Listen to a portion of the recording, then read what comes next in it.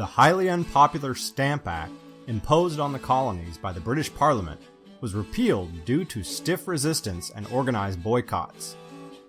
American colonists cheered the news, even erecting statues of King George III and other British leaders. Yet, George III and many members of Parliament wanted the colonists to pay for damages caused by rioting and the price of printing millions of now worthless stamps.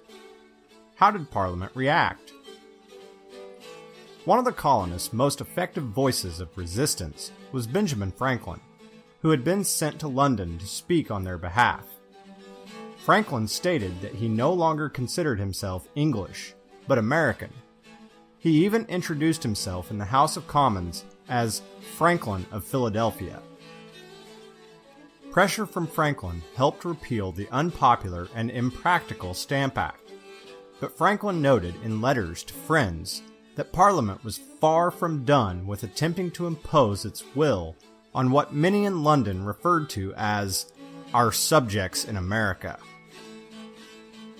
Parliament was indeed determined to tax the colonies, and in 1767 it passed an ambitious series of laws that became known as the Townshend Acts, named in honor of Charles Townshend, an advisor to King George III. They suspended New York's assembly for refusing to take in British troops, and the legislature was not allowed to assemble again until they agreed to meet the needs of the soldiers. The laws placed taxes on glass, paper, lead, paint, and tea, and colonists were required to pay in gold or silver.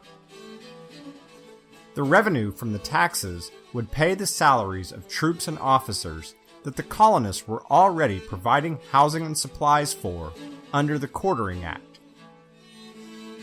Another section called for writs of assistance to stop smuggling. This gave British authorities the right to search any building or vessel for any reason. No warrant was needed, and colonists immediately objected, stating that nothing would stop authorities from abusing this power. In February of 1768, Bostonian Sam Adams, leader of the Sons of Liberty, wrote a letter arguing that these laws violated the rights of the colonists. Adams was the driving force behind boycotting British goods, and the letter was sent to other colonial legislatures who joined in the protest. The boycott spread through the colonies, and trade with Britain once again grinded to a halt. The Sons of Liberty also organized protests, secret societies, and committees of correspondence to communicate with one another and harass British activities.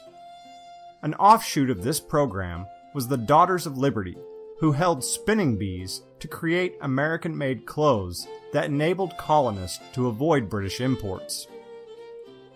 Perhaps the most famous instance of British authorities enforcing the Townshend Acts came when customs officials attempted to inspect a sloop, cleverly named Liberty, for smuggled goods. John Hancock, the owner of the sloop and the wealthiest man in New England, was a Bostonian who made his fortune smuggling illegal glass, lead, paper, wine, rum, molasses, and tea. When customs officials attempted to seize the vessel, a riot broke out. The mob became so violent that British officials had to flee. In response, the governor broke up the Massachusetts legislature and asked that British troops be sent in to help restore order. Once again, the boycotts and other forms of colonial resistance proved effective, as most of the Townshend Acts were repealed. These laws cost Britain £170,000 to attempt to enforce, yet they only brought in a measly £295. In an effort to make a point, George III declared that the tax on tea would remain in place. To deal with the unruly mobs in Boston, the first British soldiers arrived in the city in October of 1768.